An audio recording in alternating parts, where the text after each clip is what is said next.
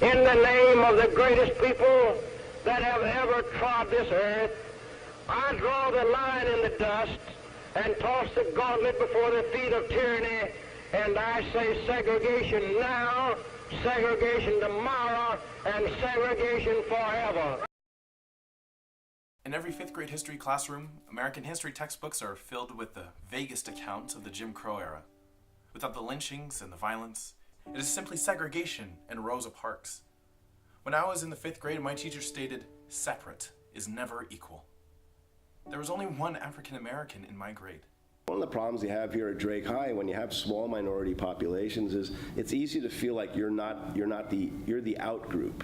Okay, you're not the majority culture. Your opinions aren't the first ones that people seek. You're sort of on the margins. And that's not only bad for the kids that are in those groups, but it's also bad for the white kids that are in the majority. During Jim Crow, segregation was explicit, advertised even. It was plastered on every public bathroom, water fountain, and every home. Modern segregation is not hidden, it's simply ignored. It's unlawful for a black child to attend a white school. Blacks are not allowed to use the same hearse as whites. All people licensed to conduct a restaurant should serve only black people exclusively or white people exclusively. African American and white families are prohibited from living in the same home.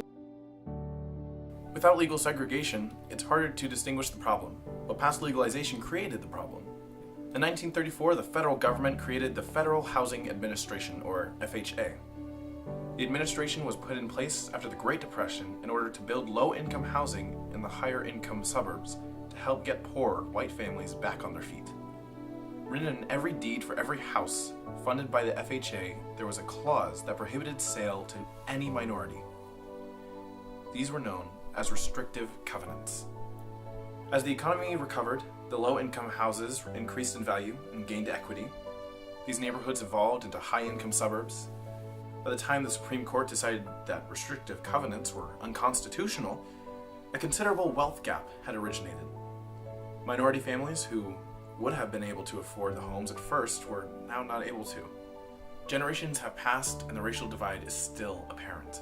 Racial issues that came up where whites did not want to accept blacks living in their community, which they thought brought the property value down. Separate but equal was always the thing that they used under Jim Crow segregation, right? Separate but equal, but we knew that that wasn't the case, right?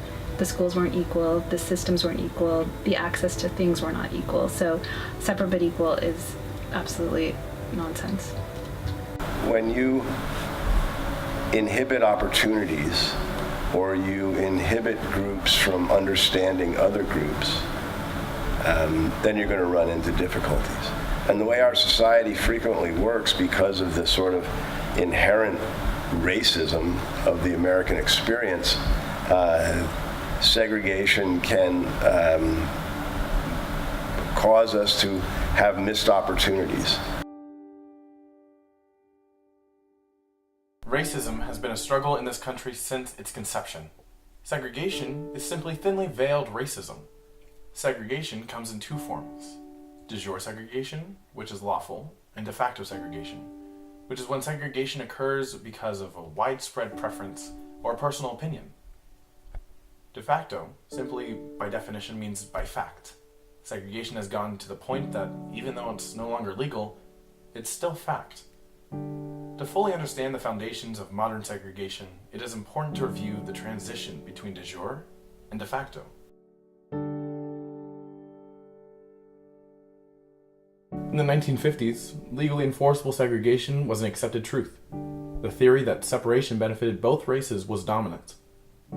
Although there was separation, this mentality did not foster equality. The level of your success was determined by your physical features.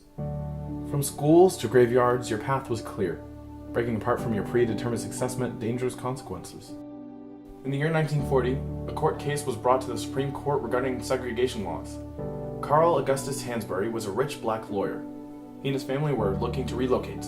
They found a great house in a great neighborhood, but when they decided to purchase it, they found that they were unable to move in due to restrictive covenant laws. Instead of being submissive, Hansberry decided to fight to change the laws that separated his success from those with better opportunities. He brought his case to the highest court and won.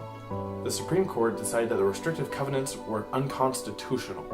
Unfortunately, that was not the end.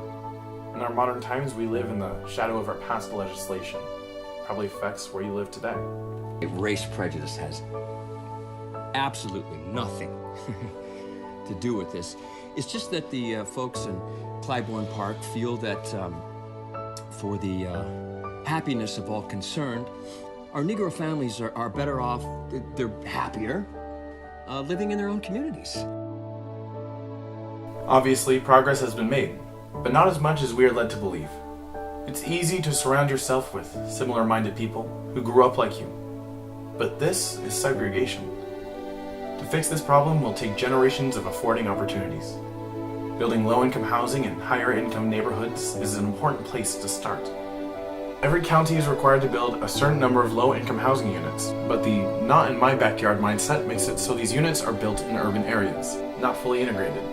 Low-income homes must be integrated into the suburbs in order to fix the past racist buildup that forced segregation to be fact.